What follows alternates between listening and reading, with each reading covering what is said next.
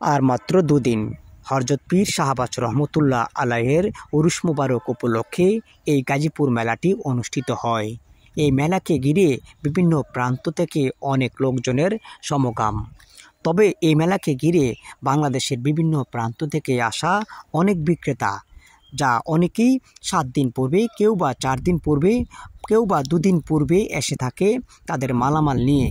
তবে তারা জানিয়েছেন আমাদেরকে এই গাজীপুর মেলা উপলক্ষে ভালো একটা বিক্রি করে থাকেন প্রতি বছর।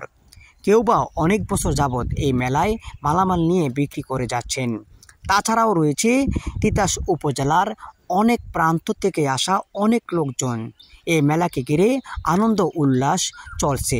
প্রতি বছর এই মেলাটি অনুষ্ঠিত হয় 18, 19, 20 ফেব্রুয়ারি 3 দিন ব্যাপী।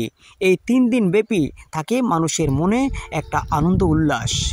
কুমিল্লা তিতাস উপজেলা গাজীপুর এই মেলাটি 350 বছরের ঐতিহ্য। হযরত পীর শাহবাজ রহমতুল্লাহ আলাইহির উরুস মুবারক উপলক্ষে অনেকে কিন্তু এই মেলায় অংশগ্রহণ করেন। কোথা থেকে আসছেন এই মেলায়? বগুড়া থেকে।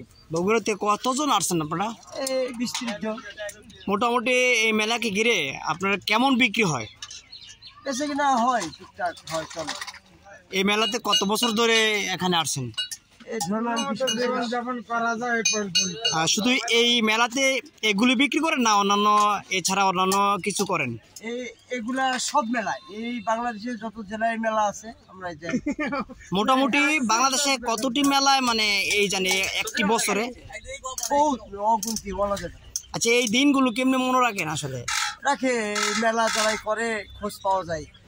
কিভাবে খোঁজ করেন? কিভাবে খোঁজ করেন? এই যে এখানে যে মেলাটা করলাম, এখান পরে যে আবার একটা তামসিরি একটা জায়গা আছে, ওখানেও মেলা হয়। এই মেলা কমিটির পক্ষের ভিতর থাকলে আর কি।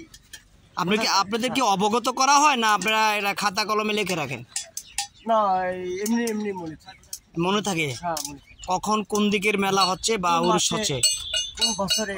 এই যেমন এই মেলায় যে এই মাসের ফাল্গুন মাস, এটা আপনাকে এটা মাথায় রয়েছে যে ফাল্গুন মাসে গাজীপুর মেলা।